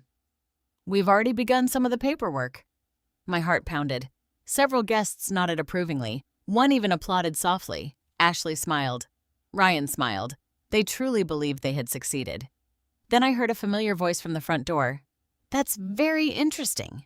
The room froze. Every head turned. And there, standing calmly in the doorway, was William Carter, carrying a leather briefcase, wearing a polite smile, looking entirely unbothered. Ryan's face immediately lost color. Ashley stopped breathing for a second. I saw it. The fear, the recognition, the sudden realization that something was wrong. Very wrong. William stepped into the dining room, slowly, confidently. Then he looked directly at Ashley. "Before anyone makes decisions about Jennifer Johnson's future," he placed the briefcase on the table. "There are a few documents everyone should see." The silence that followed was absolute. No one moved. No one spoke. And for the first time all evening, Ashley looked terrified. The silence in the dining room felt almost unreal. Nobody moved. Nobody spoke. The only sound was the faint hum of the air conditioner. Ashley stood frozen beside Ryan. Her confident smile had vanished completely. Ryan looked equally shaken. And for the first time since this nightmare began, I saw something neither of them had shown before. Fear. Real fear. William Carter remained calm. He didn't raise his voice. He didn't make dramatic accusations. He simply opened his briefcase and removed a thick stack of documents. Then he looked around the room. "I apologize for interrupting dinner." His tone was polite, professional. "But what has just been presented here is deeply misleading." Several relatives exchanged confused glances. Ashley recovered first. "What exactly is this?" William smiled slightly. "Legal documentation." Ryan immediately stepped forward. "This isn't appropriate." William looked directly at him. "Actually, Ryan, it's extremely appropriate." The room became even quieter. Ashley folded her arms. "Jennifer asked you to come." Before William could answer, I spoke. "Yes." Every face turned toward me, including Ryan's. The look on his face hurt more than I expected. Not because he was angry, because he looked shocked, as though he genuinely never imagined I would defend myself. As though he expected me to remain silent forever. William carefully placed the first document on the table. "This is the Johnson Family Trust." Ashley visibly stiffened. Ryan's eyes widened. Interesting. Very interesting. Because their reactions suggested they had heard those words before. William continued. "The trust was established by Michael Johnson years ago." Several relatives looked surprised. Ashley's father frowned. "What's that got to do with anything?" William turned a page. "Quite a lot, actually." Then he pointed to a specific section. "This trust legally protects Jennifer Johnson's residence." My pulse quickened. I knew what was coming, but hearing it out loud still felt powerful. William looked around the room. "To be perfectly clear," he paused, "the property cannot be sold without Jennifer's direct authorization." A stunned silence followed. Ryan's face drained of color. Ashley looked as though she had been punched. Several relatives immediately began whispering. "What? I thought Ryan owned the house." "So did I," William calmly continued. "He does not." The whispers grew louder. Ashley suddenly stepped forward. "That's not what we were told." William raised an eyebrow. "By whom?" Ashley didn't answer. Because she couldn't. The truth was obvious. Nobody had told them otherwise. They had simply assumed, or perhaps hoped. William turned another page. "The trust also contains provisions specifically designed to prevent unauthorized transfers, coercion, guardianship, abuse, or involuntary property sales."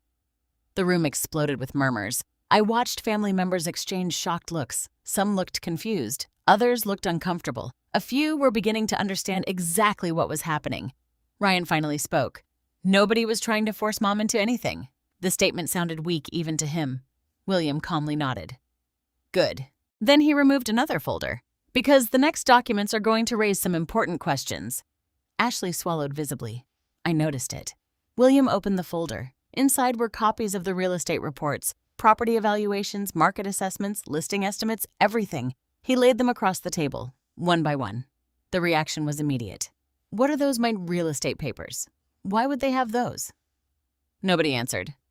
William did. "These documents were prepared as part of an effort to evaluate the sale potential of Jennifer's home."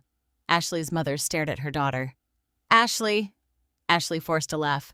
We were only exploring options. Without Jennifer's knowledge, William asked. The laughter vanished. Then came the next folder. The forged signatures. I felt my stomach tighten, even though I had seen them before, even though I knew what was coming. The sight still made me angry. William held up the pages. These forms contained signatures allegedly belonging to Jennifer Johnson. Several family members leaned forward. William placed authentic signatures beside them. Then he let everyone compare. The difference became obvious almost immediately. What? Those aren't the same. They look copied. The room erupted again. Ryan looked sick. Ashley looked trapped, and for the first time all evening, neither had an explanation. Then William delivered the blow that changed everything. The signatures were examined. Complete silence. They are not authentic. Nobody spoke. Nobody moved. The entire room seemed frozen.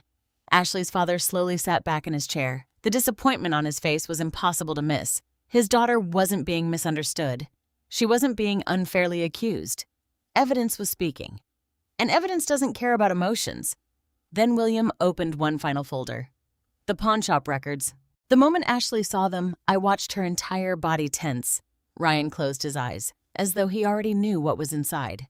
William placed the documents on the table. Jennifer's wedding ring was recently sold to a pawnshop. Gasps erupted around the room.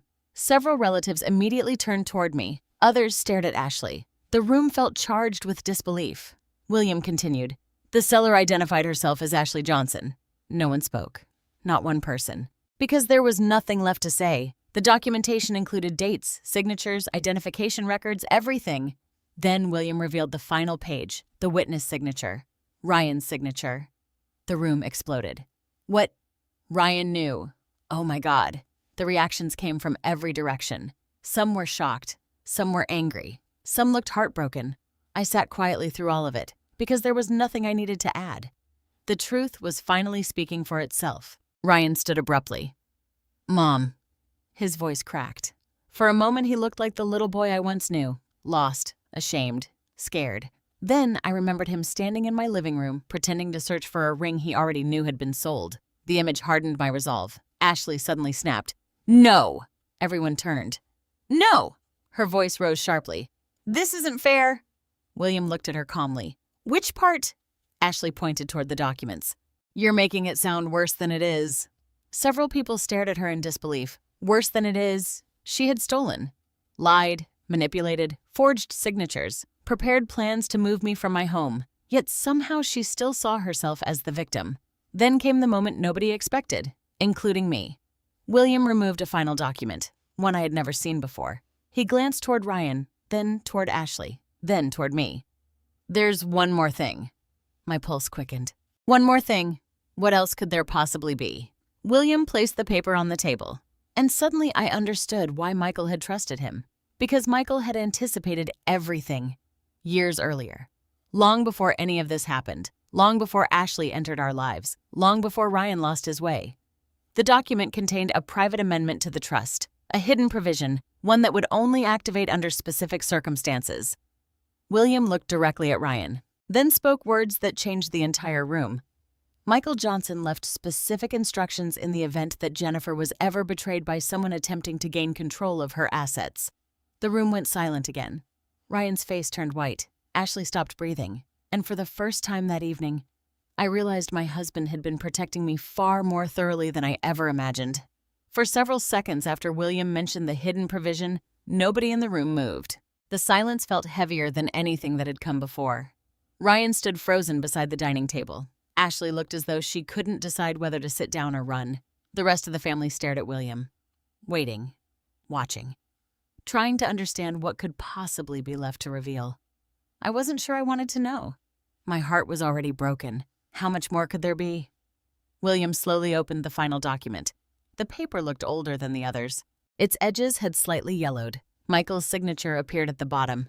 Seeing it made my throat tighten immediately. Even now, 5 years after his death, something inside me still reacted every time I saw his handwriting. William cleared his throat. This amendment was added 3 years after the original trust was created. Nobody spoke. He continued. Michael instructed that this section remain sealed unless evidence emerged that someone was attempting to manipulate isolate pressure or financially exploit Jennifer. My eyes widened. The wording was almost identical to what had happened.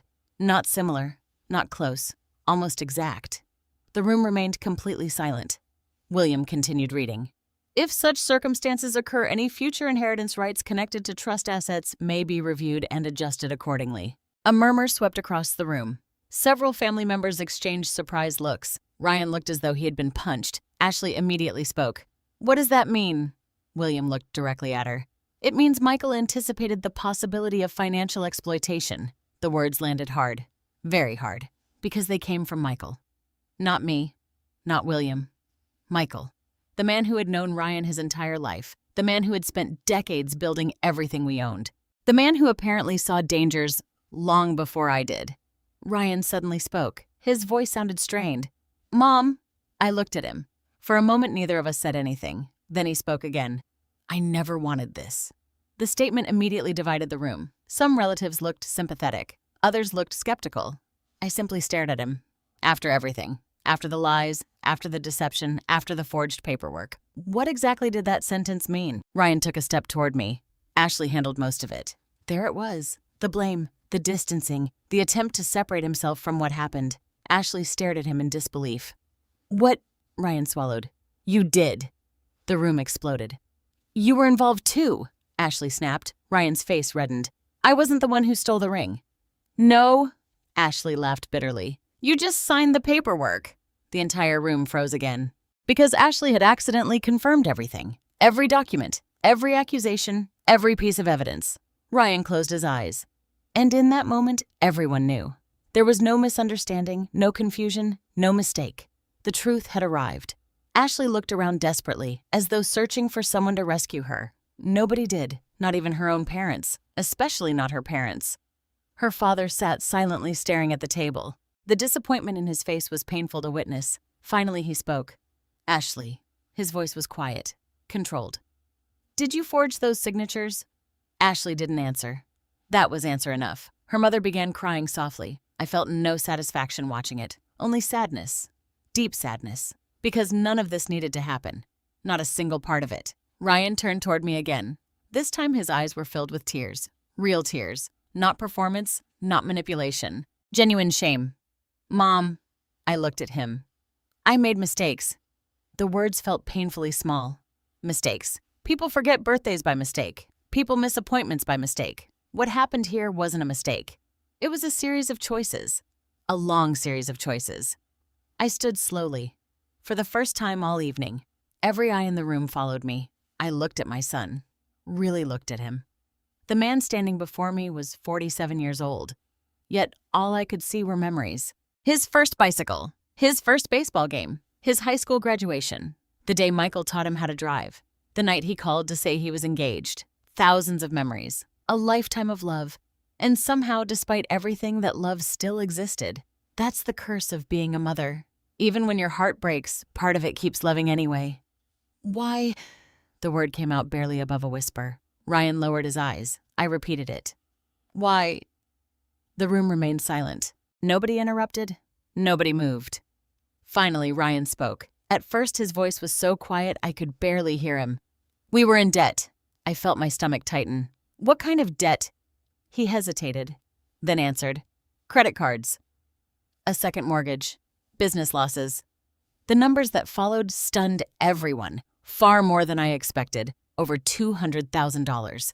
Gasps echoed around the room. I closed my eyes briefly. $200,000. How had things gotten this bad? Ryan continued. At first we thought we could fix it. Ashley stared at the floor. We kept borrowing. His voice cracked. Then things got worse. Part of me understood desperation. Life can corner people. Michael and I had struggled too, but desperation explains behavior. It doesn't excuse betrayal. I opened my eyes. Why didn't you come to me? Ryan immediately began crying. Actual tears rolled down his face because he already knew the answer. Because coming to me would have required honesty, and honesty wouldn't have given them what they wanted quickly enough. Ashley finally spoke. For the first time in nearly an hour, her voice sounded small. We thought we could solve everything. I looked at her. You thought stealing from me would solve it. She immediately looked away. No answer. Because there wasn't one. The room remained painfully quiet. Then I remembered something. Michael's letter. His words. Trust yourself. The memory strengthened me.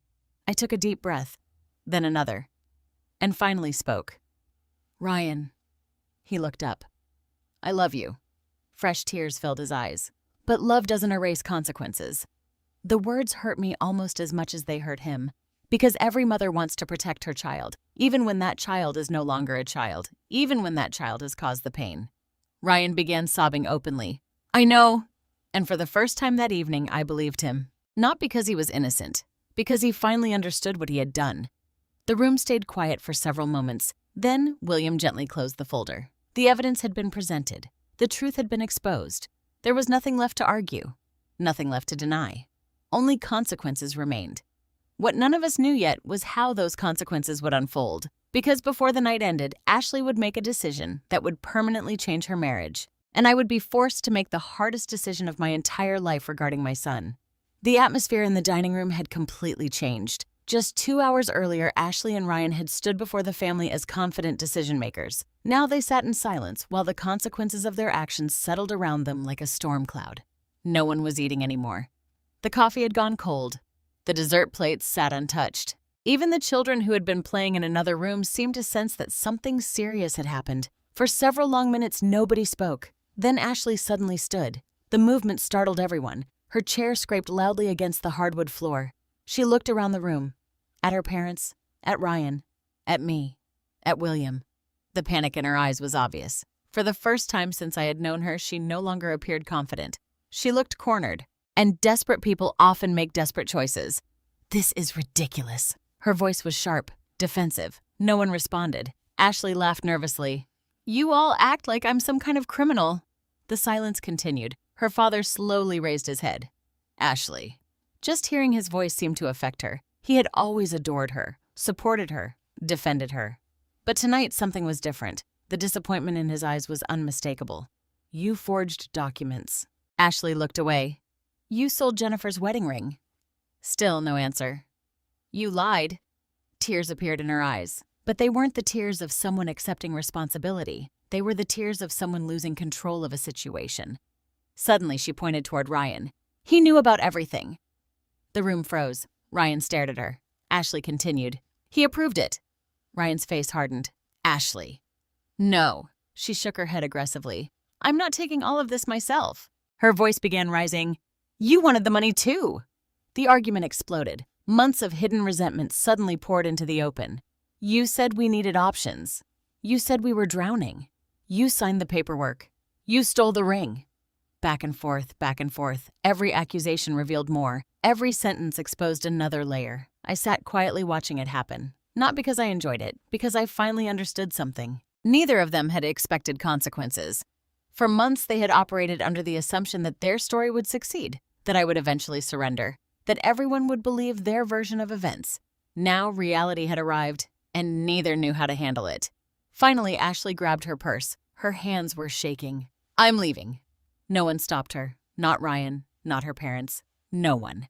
She looked around one final time, perhaps expecting someone to defend her. Someone to rescue her. Someone to tell her she wasn't responsible. Nobody did. Then she walked out. The front door slammed behind her. And just like that, she was gone. The silence afterward felt enormous. Ryan remained standing in the middle of the dining room, completely alone. For the first time, he had nobody to hide behind. No explanations, no distractions, no Ashley. Just himself. And the truth. About 20 minutes later, the family slowly began leaving.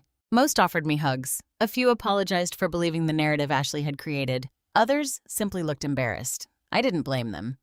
They had been manipulated too. One by one, the house emptied. Eventually, only 4 people remained. Me, Ryan, William, and Ryan's Uncle David. David quietly offered me a hug. Then he looked directly at Ryan. "I hope you understand what you've done." Ryan nodded silently. David left. A few moments later, William gathered his papers. Before leaving, he pulled me aside. "Call me tomorrow." "I will. There are still decisions to make." I knew exactly what he meant. Legal decisions, difficult decisions, consequences. I nodded. Then William quietly departed. The front door closed. And suddenly it was just me and my son. Alone. For the first time. The room felt strangely quiet. Ryan sat at the table staring at his hands. I remained across from him. Neither of us spoke. Several minutes passed. Then finally he looked up. His eyes were red from crying. "Mom." I waited. "I'm sorry." The words were sincere. I could hear it, I could see it, and somehow that made everything hurt even more, because sincere apologies don't erase betrayal. I wish they did. God knows I wish they did. But they don't. Ryan wiped his eyes. "I don't expect forgiveness." I appreciated that. At least he understood. Too many people think an apology immediately repairs damage. Some wounds heal slowly. Others leave scars forever. "Mom." I looked at him again. "I never wanted to hurt you." The statement lingered between us, and for the first time that evening, I answered honestly.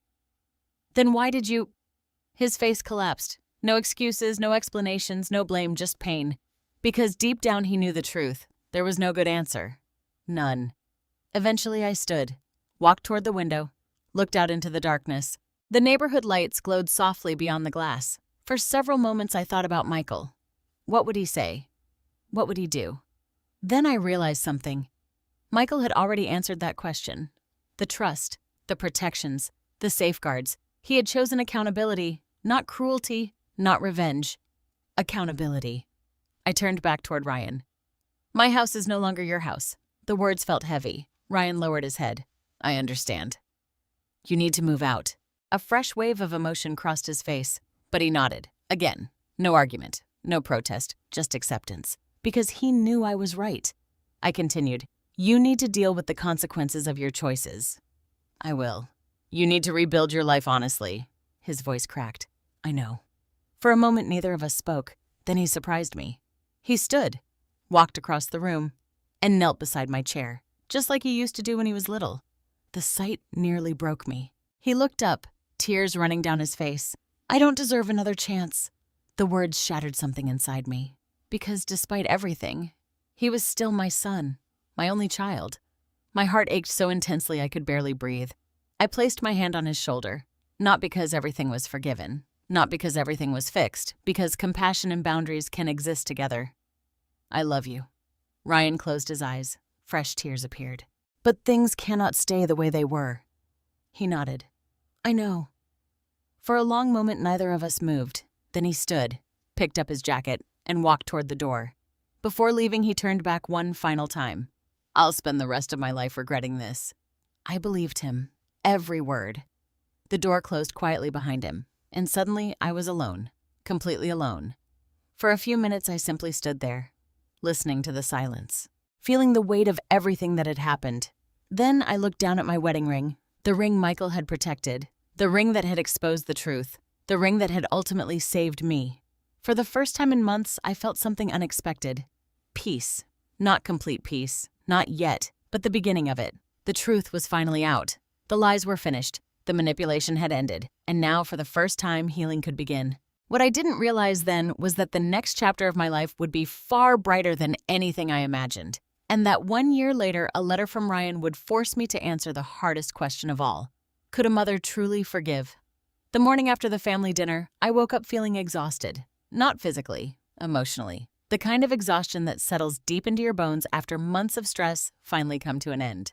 For the first few seconds after opening my eyes, I forgot everything that had happened. Then, reality returned. The ring, the pawnshop, the safe deposit box, the forged documents, the confrontation. Ryan, Ashley, the truth. I lay quietly staring at the ceiling.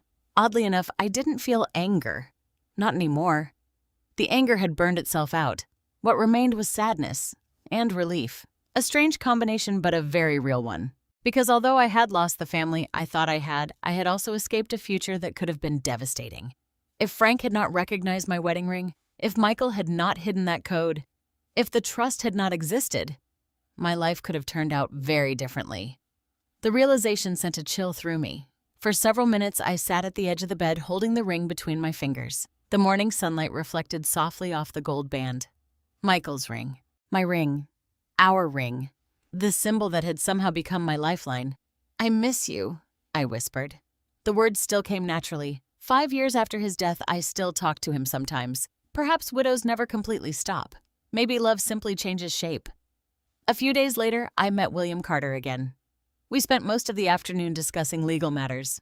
To my surprise, the process turned out to be relatively straightforward.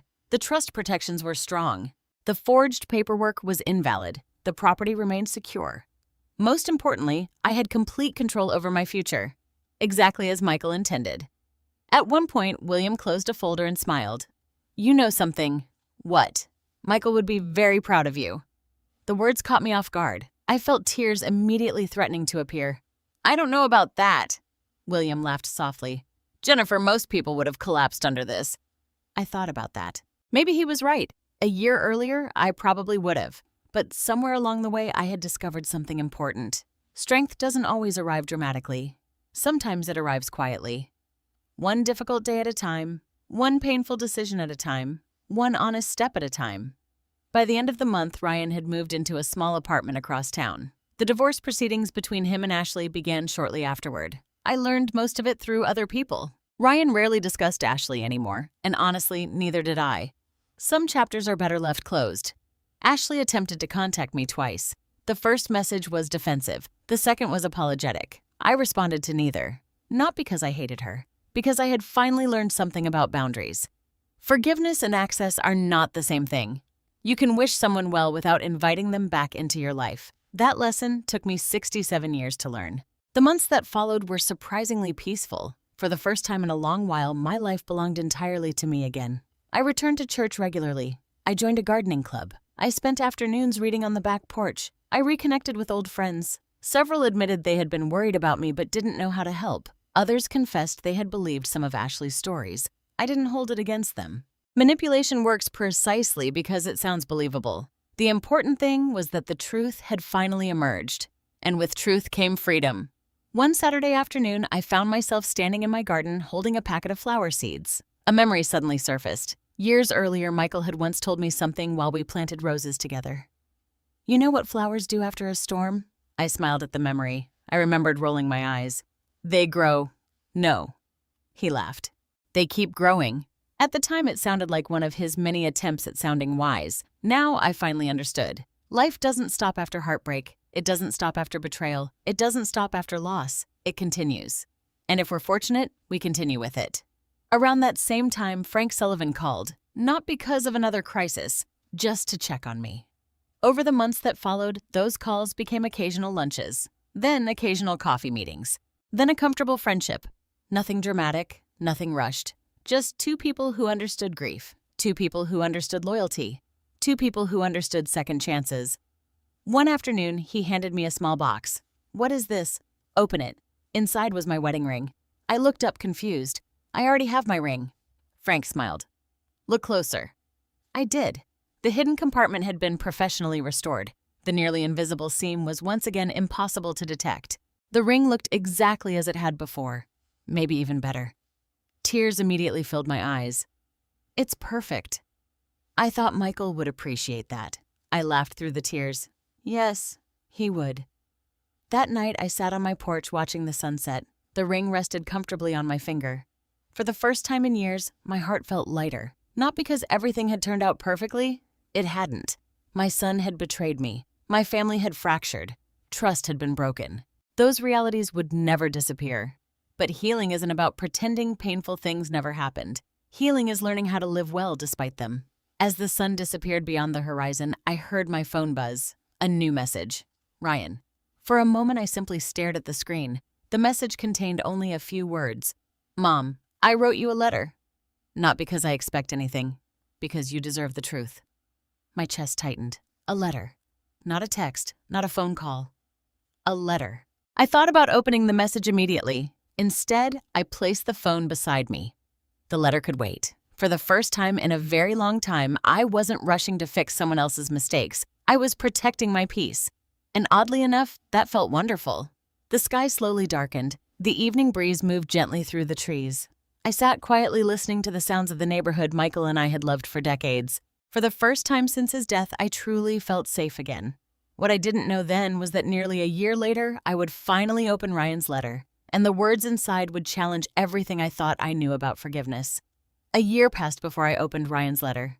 Not because I wanted to punish him, not because I hated him, and certainly not because I stopped loving him. I waited because I needed time. Time to heal, time to think. Time to become someone who could read those words without reopening every wound.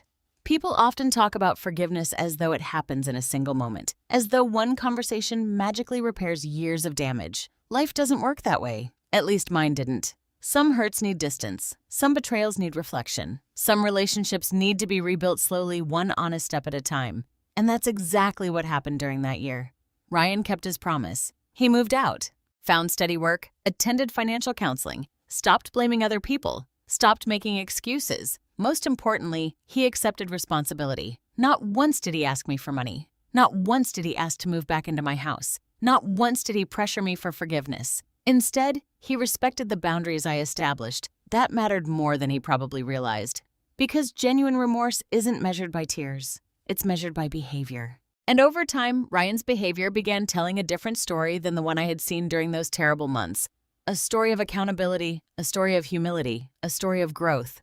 Still, I wasn't ready to read the letter. Not yet. So I placed it inside the same wooden jewelry box that once held my wedding ring. There it remained, waiting, patiently. Until one quiet autumn afternoon, the leaves had begun changing color. Golden sunlight filtered through the maple trees in my backyard. I was sitting on the porch with a cup of tea when I suddenly thought about Michael. Not the way I usually did. This memory felt different. I remembered a conversation we had many years earlier. Ryan was about 16 at the time. He had lied about something. Nothing serious. Just teenage foolishness. Afterward, I remember being furious. Michael wasn't. When I asked why, he smiled and said something I never forgot. The measure of a person isn't whether they fall. It's whether they learn after they fall.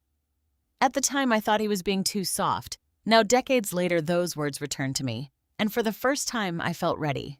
That evening, I opened the jewelry box, removed the envelope, and carefully unfolded Ryan's letter. The first line immediately brought tears to my eyes. Mom, if you're reading this, it means enough time has passed that you felt ready. Thank you for giving these words a chance. I took a deep breath and continued. The letter wasn't filled with excuses. There were no explanations about Ashley, no attempts to shift blame, no efforts to rewrite history. Instead, Ryan did something I never expected. He told the truth, completely, painfully, honestly. He admitted that he saw warning signs long before the ring was stolen. He admitted that he ignored them. He admitted that he chose convenience over courage. He admitted that every time Ashley crossed a line, he convinced himself it wasn't serious, until eventually the lines disappeared entirely. Then came the sentence that broke my heart. I didn't lose my mother because Ashley manipulated me. I lost my mother because I failed to protect her when I should have. Tears rolled down my face, not because the words erased what happened, because they acknowledged it, truly acknowledged it. For the first time, Ryan wasn't minimizing the damage. He was facing it. The letter continued for several pages. Every paragraph carried the same theme: responsibility, ownership, regret, growth. Then I reached the final section. Mom, if you never fully trust me again, I understand. If things never return to the way they were, I understand that too. I created those consequences, not you. But I hope one day you can remember that the worst thing I've ever done is not the only thing I've ever been. I set the letter down and cried. Not because everything was fixed, not because the pain disappeared, but because healing had finally arrived. Real healing. The kind built on truth. The kind built on accountability. The kind built on time. For a long while, I sat quietly on the porch, watching the sunset, listening to the wind move through the trees, thinking about Michael, thinking about Ryan, thinking about everything that had happened. Eventually, I looked down at my wedding ring, the ring that had survived theft, the ring that had exposed lies, the ring that had protected me, the ring that had carried Michael's final gift.